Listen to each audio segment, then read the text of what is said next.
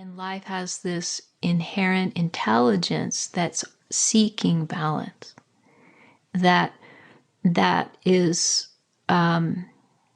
essentially designed to express imbalance. And when it's given opportunity to not be interrupted, it does so, and it reveals what balance is in a way that our thinking mind or even our body can't grasp. It's a kind of simple complexity that the whole of life in its organic processes can bring about in the way it balances. When I say it's a simple complexity, I mean that it's so organic, it's so intelligent, it factors in a myriad, a whole million probably factors or billion of the moment, of all of the workings of the vastness of life in the tiniest particle to the greatest reaches of space, that all come into play, but in a simple way, because they're unobscured. They're invited to come forward and simply express their nature as life that's intelligent in the way it inherently comes in to balance. And so there's so many different ways that we can contemplate this sense of balance.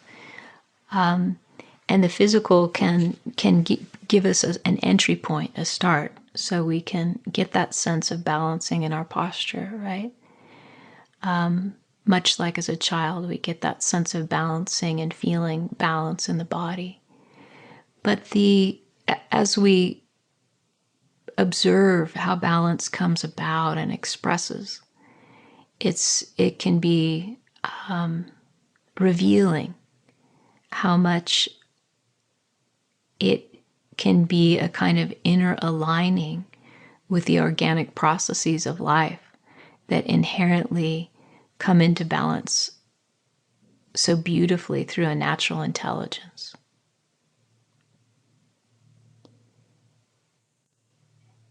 And so at first it may seem like, oh, that sounds like a process of subtraction. If I just get out of the way, if I just, sit back and observe, it will all happen. And to a great degree, that's true. But it also can be so helpful to not lean back too far, and just say, okay, if I just stop and rest and let it all happen, then it'll all come into order. And like I said, in large part, that is effective. But there's also that way of engaging, of engaging and participating, connecting in meditation, of being intimate with the process so that it becomes more alive in our body awareness, in our attention, in our consciousness of life, of being. And so there's a way that coming into balance moves from a kind of passive experience to one that is known more intimately. And when it's known more intimately, it functions in ways much like physical balance does, where physical balance enters into our body memory so that there's this natural way of organizing around physical balance. And when we invite a kind of conscious connection with the supreme knowledge of life, there's a way that comes forward in our awareness, in our attention.